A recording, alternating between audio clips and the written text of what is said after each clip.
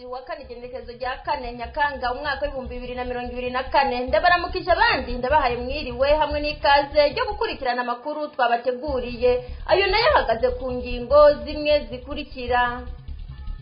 Abasirikare benshi cyane b'abarundi abahoze ku rugamba hamwe n'imbonerakure bari kubarungikwa mu minembwe mu gihugu kibanyi cya Kongo gufasha abasanzweyo, gufasha abasirikare ba Kongo hamwe n'abawazarendo kugwanya Red Tabara M23 n'abandi.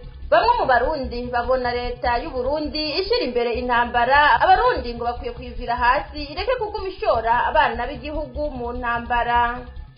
Ikintu cyose leta ikomoka muri CNDD-FDD ikora ikoresha igikenye. Akarorero n'akabakozi bahoze bakorera meri ya Bujumbura ubitakibaho barungitswe gukorera mu makomine 3 hatabanje kuba inama, bamwe bakabirenganiramwo kuko baba barungitswe gukorera kure y'imiryango. Ubuzima bwa kino gihe nabwo bukaba butoroshe. Abatari bake bavuga ko iciza ari uko iyo leta yosezererwa. Hari n'ayandi ariko mu mpera murakurikirana ikiganiro Ineza y'Imana. Kuri mikro ni Ninette Nancy Mutoni, mu buhinga bw'ivyuma hari Gisirene Manirakiza mu kanya nido. Ndongeye kubaramutsa. Abasirikare b'u Burundi bamaze iminsi baca kaburanwa mu karere ka Cibitoke mu ntara ya Bujumbura bagiye mu gihugu kibanyi cya Republika Iharanira Demokarasi ya Kongo. Bagenda bafise ibigwanisho bikomakomeye, bikavugwa ko boba bariko baja gufasha igisirikare ca Kongo. Abawazarendo hamwe n'imbonerakure bamaze gushika kugwanira mu misozi miremire n'igereranye yo mu minembwe kugwanya imigwi myinshi y'abitwaje ibigwanisho. Kuva mu mpera z'indwi iheze abanyagihugu bo ku mutumba Kaburanwa zone Buganda baguma batangazwa no kubona buri munsi n'imiburiburi amakamyo 30 y'igisirikare cy'u Burundi yuzuyemo abagabo bafise n'ibigwanisho.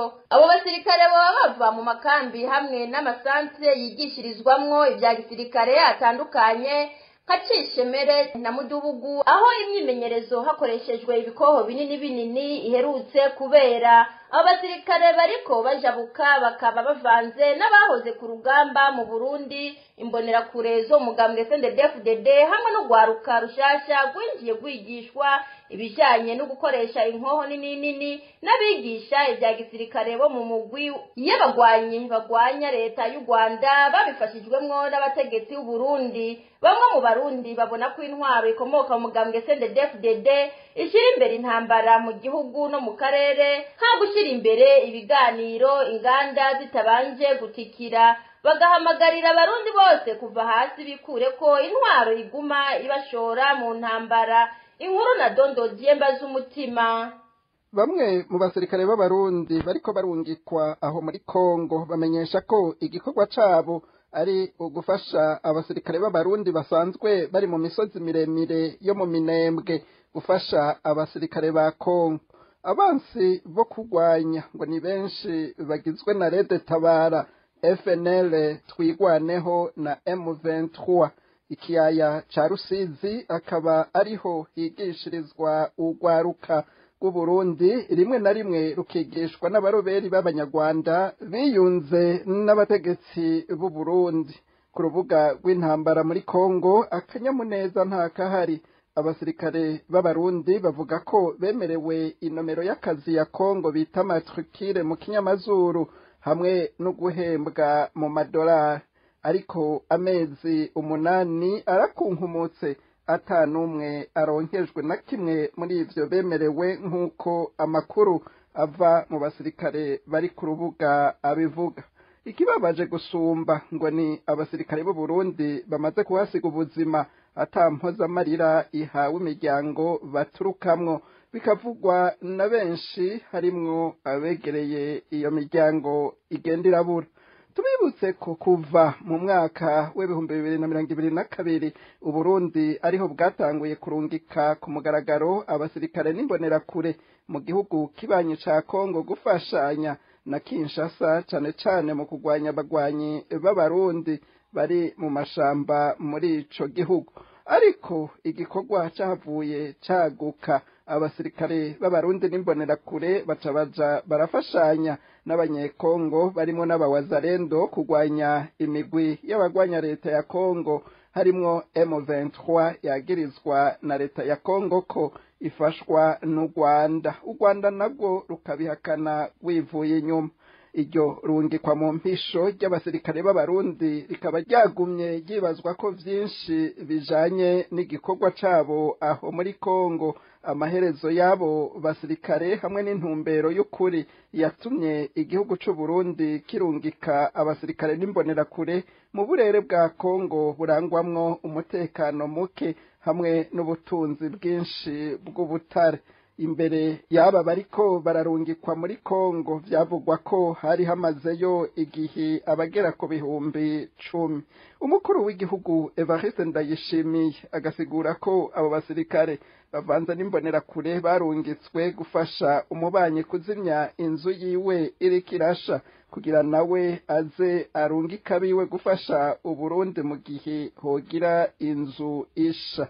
Kukijanye n'ikivugwa ko igisirikare c'u Burundi cahinduwe igicangero, General Neva asubiza ko abasirikare basinyiye gupfira igihugu no gukurikiza amategeko bahabwa. Abaserukira ibihugu vyabo hamwe n'abaharanira agateka ka kiremwa muntu bafise amakenga menshi kwirungikwa ry'inteko nyinshi z'abarundi muri Kongo. Bavuga ko bishobora gukwega karambaraye mu karere, bagahamagarira abo vyega kugaragaza umuco kw'iryo rungikwa ku bwinshi kw'inteko z'abarundi muri Kongo. Kubwabo ukugwiza abasirikare mu karere vyongereza icuka kibi c'amacakubiri, bigahungabanya Kivu y'uburaruko n'iy'ubumanuko zari zisanzwe zitagira umutekano, abanyagihugu baho bakaguma bahasiga ubuzima. Bamwe mu barundi babona ko intwari ikomoka mu mugambwe CNDD-FDD ishira imbere intambara mu gihugu no mu karere, hagushira imbere ibiganiro inganda zitabanje gutikira. Bagahamagarira abarundi bose kuva hasi bikure ko intwaro iguma ibashora mu ntambara. Mu Burundi nta rwego na rumwe rwigenga by'ukuri raba n'akarorero kujya muntu yahora atwara CNDH Sylvie Nimuraba niwe muntu wa mbere yahora yama aririmba ko yizeye ubutungane bw'u Burundi, ariko yapfuye kubona bahejeje kumusaka ntiyarindiriye bwa butungane yizeye, yaciye ayanyaga vuba bwango. Nk'uko tubisanga ku rubuga rwa Facebook rwa Pacifique Nirinahazwe arongo ishirahamwe Fokode, ayo majambo ngo yarayashikirijwe n'umuhinga wa ONU ajejwe gukurikirana agateka kazina muntu mu Burundi Fortune Gaëtan Zongo, hari kuwa 30 Myandagaro 2025 mu kiganiro Fokode yateguye iriyeje mu Bubirigi. Kubwa Pacifique Nirinahazwe ayo majambo y'umuhinga wa ONU arahambaye. Uyumvise asigara yibaza ivyo abategetsi b'u Burundi bavuga ko boba bavyemera canke ko kuba ari ukwikurayo gusa. Ngo nibyo Sylvie Nimuraba akirongoye CNDH niwe yarajejwe kubeshuza ivyegeranyo vyakogwa n'uwo muhinga. Sylvie Nimuraba yavuga ko ubutungane bw'u Burundi bwigenga ko bukora neza kandi abwizeye, mu gihe Fortune Gaëtan Zongo we yaba yemeza ko ubutungane bw'u Burundi butigenga na gato, na cane iyo hageze imanza za politike. Aho Vinini Muraba yokwemeye kuja kuburana imbere ya bwa butungane yahora yemeza ko bwigenga, yapfuye kubona bahejeje kumusaka ataha ubwanje burageze abarahunze. Pacifique akibaza mu byo Vinyi yahora avuga ibyo yemeramwo uko bingana, aribaza kandi mu byo Petero Calvert Ndayicariye yigisha ibyo yemeramwo uko bingana. Ibyo urwego CNC ruvuga nago goba kwemera ibingana gute? Kuzindi nzego zikomeye inshuro nyinshi General Bunyoni yari yaravuze ko ubutungane bw'u Burundi bwigenga, akavuga ko inzego z'umutekano zikora neza kandi zikorera abarundi bose, ariko rugeranye ko ngo yahungiye ku mukuru w'umutumba, ahunga za nzego nyene yahora yirirwa arasigiriza ko zikora neza. Ageze mu butungane General Bunyoni yagumye yerekana akarenganyo ariko arakorerwa, aranavuga ingene iperereza rifyatura ivyemezo rikambika ibara abantu. Kubwa Pacifique Nirinahazwe arongoye Fokode, abantu bose nibibaze nk'ibintu President Ndayishimiye azovuga umunsi yagiye imbere y'ubutungane. bamwe n'abandi bati ukuri kurakiza. Abategetsi bo muri CNDD-FDD bagize ubuhizi ukubesha abanyagihugu bakahagwa ngo hari umunsi bazovyicuza batakibigarura, nk'uko bamwe muri bo basigaye bicuza. Umwanya ngo niwo mucamanza w'abantu nk'abo, abarundi ngo nibabandanye kwihangana ariko bakora kugira ukuri gutsinda ikinyoma. Leta ya CNDD-FDD ikintu cyose igikora ikoresheje igitugu. Akarorero ka hafi meri ya Bujumbura ntikibaho. Abakozi bayo bamwe barungiswe muri komine Mugere, abandi muri Ntahangwa, abandi nabo basigara muri Mukaza atakuja inama n'ingingo. Ibyatumye kuri uno wa kane Nyakanga 2025 mu gatondo imbere y'inyubakwa yahoze ikoreramwo uburongozi bw'igisagara ca Bujumbura haboneka umugwi w'abantu bashikanye 100 banyiwe kwinjira iyo nyubakwa. Abo nabo bari bambaye imyambaro y'akazi, biboneka ko ari nka bamwe bakora isuku n'ibindi. Amakuru ava kuri iyo nyubakwa yahoze ikoreramwo meri ya Bujumbura avuga ko abo bakozi ari abarungitswe mu makomine ya Ntahangwa na Mugere, ariko bakaguma bashaka gukorera muri meri ya Bujumbura. Iryo rungikwa ry'akazi rero riboneka mu ngingo ya buramatari w'intara yagutse ya Bujumbura yo kuwa 26 Myandagara 2025, aho irungika abakozi 214 muri komine Ntahangwa, 34 muri komine Mugere na 228 muri komine Mukaza. Ivyo biruko mu gihe urongoye urunani rw'amasendiki y'abakozi Kosibu Savimana Celestin yari yaragabishije ko ihindurwa ry'amakomine rishobora kutorohereza abakozi. Savimana Celestin yasaba ko hoba ibiganiro bihuza abakozi na leta kugira ngo ntihagire uruhande ruharenganirizwa. Eka n'umuhinga yari yabivuze ko abatari bake batahura ko leta ikomoka muri CNDD-FDD itumviriza abanyagihugu, kandi biri mu byo ijejwe ishima gukoresha igitugu. Iciza iyo leta ngo yosezererwa. Inyuma yo kubashikiriza mu makuru yacu yo ku munsi wa mbere igenekerezo rya mbere Nyakanga 2025 ko abigisha 30 bo mu myaka ya 5 mu buyobozi bw'indero bwa komine Ntahangwa mu gisagara cya Bujumbura baririwe amafaranga agenewe kwiyunguruza mu gihe bari baramutse bahabwa inyigisho nkarishabwenge mu mwaka 2024, aho gushika ubu babuze ubatunganiriza. Abandi bigisha batari bake bo muri ubwo buyobozi nyene bo mu myaka ya 6 y'ishure shingiro batanguye kuri uyu wa mbere inyigisho nkarishabwenge bisanze batari ku rutonde. Bakibaza ahanyikiye amafaranga abagenewe bakahabura. Baba abo mu myaka ya 5 baronkejwe amafaranga agera ku 200,000 umwe mu minsi 10 bamaze muri izo nyigisho, baba abo bo mu myaka ya 6 bakizirimwo ariko batariko bararonka amafaranga yabo. Baratakambira umushikiranganje w'indero Dr François Habyarimana kugira icyo akoze abo bigisha baronswe utwabo, abanyonyezi nabo bahanwe. Biruko mu gihe umukuru w'igihugu Evariste Ndayishimiye aherutse gushikiriza ko mu butegetsi bwa CNDD-FDD harimo indongozi zivuga ko igihugu ari ukuzokijya gushika gishitse aho bagishingura ku mpanda. Bamwe n'abandi babona ko utwo dufaranga tw'abigisha bo mu buyobozi bw'indero muri komine Ntahangwa turiko turibwa mu ntumbero yo kwicisha inzara abigisha bene two ngo bajanwe ku mpanda, abanyonyezi basigare barabaho. Bagasaba Abarundi guhaguruka biyamirize intwaro ya CNDD-FDD irimo indongozi zijya utwazo n'utwabandi. Babanze batumirira amate nyuma y'akaruhuko gato duce dutandukira igice gihariwe ikiganiro. Nk'uko mwavyumvise uyu n'umwanya w'ikiganiro Ineza y'Imana. Kuri uyu munsi wa kane igenekerezo rya 4 Nyakanga 2025 gishimikira ku ijambo ry'Imana riri mu gitabo bamwe bita ca Koheleti, abandi igitabo c'umusiguzi ikigabane ca 12 umurongo wa mbere mu gishikirizwa na Pastori Celestin Gahungu mu Gitega 2. Abandi ndabahaye mwiriwe bivanye naho umwe wese aherereye. Uyu ni wa mwanya wo kumviriza ikiganiro Ineza y'Imana. Tugiye gusangira ijambo ry'Imana riri mu gitabo c'umusiguzi igice ca 12 umurongo wa mbere. Turasoma mu izina rya Yesu Kristo. Kandi wame wibuka umuremyi wawe mu minsi y'ubusore bwawe, minsi n'ibitaraza, igihe kitarashika aho uzovuga uti nta kikinezera. Amen. Imana yacu ishimwe, Imana yacu ihabwe icubahiro. Inshuti mugenzi uri kuranyumviriza muri kino kiganiro ineza y'Imana, ntuzaniye ijambo ry'Imana rivuga ngo wame wibuka ineza y'Imana. Niri jambo ry'Imana rero uyu munsi nabose twosangira rivuga ngo wame wibuka umuremyi wawe mu minsi y'ubusore bwawe, iminsi mibi itaraza. Inshuti mugenzi, birashoboka ivyo urimwo bikaba byarakwibagije Imana yawe. Birashoboka uyu munsi ukaba utacibuka umuremyi wawe.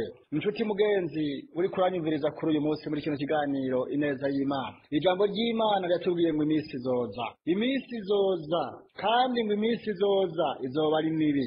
Iminsi izoza nshuti mugenzi, aho uzoba wibuka ibyo waciyemwo byose, aho uzoba wicara amaso yawe atakibona ngo witegereze ibyiza aho witegereza kera. Iminsi izoza nshuti mugenzi, aho uzoba wicara ariko ntushobore kwihagurutsa. Iminsi izoza nshuti mugenzi, aho uzoba wambara impuzu utishimiye kuko utazoba uzibonesha n'amaso yawe. Iminsi rero izoza nshuti mugenzi, ariko ico nkwifurije wame wibuka ineza y'Imana yakugiriye kuva ukivuka gushika uyu munsi.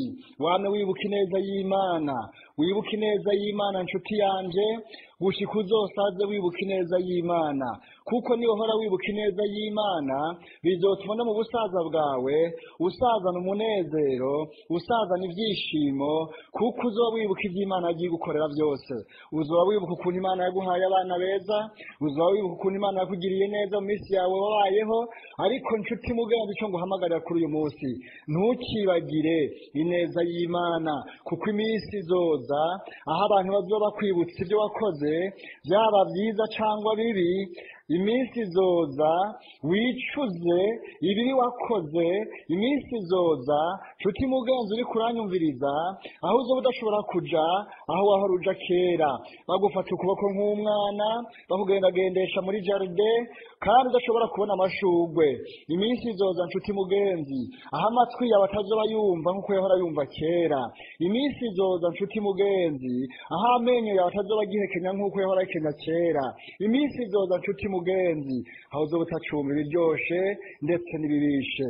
Niyo mpamvu rero nshuti mugenzi, kuri uyu munsi nkuzaniye ijambo rivuga ngo wame wibuka ineza y'Imana, kuko ijambo ry'Imana ryatubwiye ngaha ngo wame wibuka umuremyi wawe ngo mu minsi y'ubusore bwawe.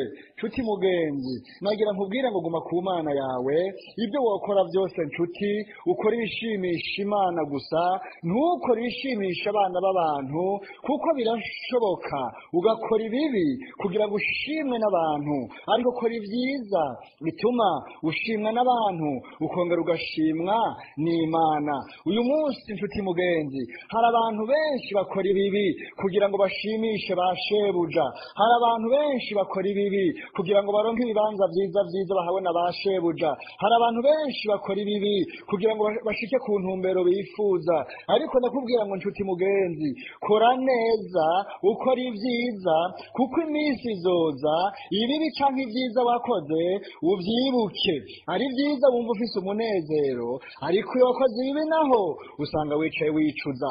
Nshuti mugenzi, ijambo ry'Imana yatubwiye ngaha ngo iminsi izoza, kandi iyo minsi izoza izoba ari mibi. Ntabwo ari iminsi izoba ari myiza. Izoba ari ya minsi yo kwiyumvira ibihe waciyemwo, izoba ari ya minsi yo kwibaza ukubayeho, izoba ari ya minsi yo kwibaza igihe usigaje.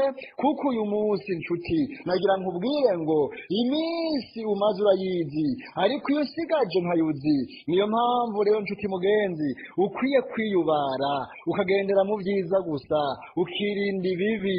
Niyo mpamvu nshuti mugenzi, ukwiye kwiyubara ukirinda gukora ibibi kugira ngo ushimishe abaganza cyane ngo ushimishe abasizi bakwemereye. Imana yacu nishimwe cyane, kandi Imana yacu ihabwa icubahiro. Iminsi rero izoza nshuti, mugenzi uri kuranyumviriza, iminsi izoza kandi izoba ari mibi. Iminsi izoza aho Imana izobikwibutsa ibyo waciyemo byose. Iminsi izoza nshuti mugenzi kandi izoba ari mibi, aho uzoba wicuza ibibi byose wakoze. Iminsi izoza nshuti mugenzi aho uzoba kwicara ukibuka abo wahemukiye. Iminsi mibi izoza nshuti mugenzi aho uzoba wibuka abo wiciye abantu. Iminsi izoza nshuti mugenzi aho uzoba wibuka abo warenganije. Iminsi izoza nshuti mugenzi aho uzoba wibuka abo wanyaze ibyabo, abo wiciye ibyabo. Iminsi izoza nshuti mugenzi aho uzoba wibuka abo wasize ari imfuvyi, aho uzoba wibuka abo wagize abapfakazi, aho uzoba wibuka abo wagize imfuvyi. Iminsi izoza nshuti. Nyemerera rero nshuti mugenzi uri kuranyumviriza kuri uyu munsi, witeho ineza kurutaho kwitaho ibibi.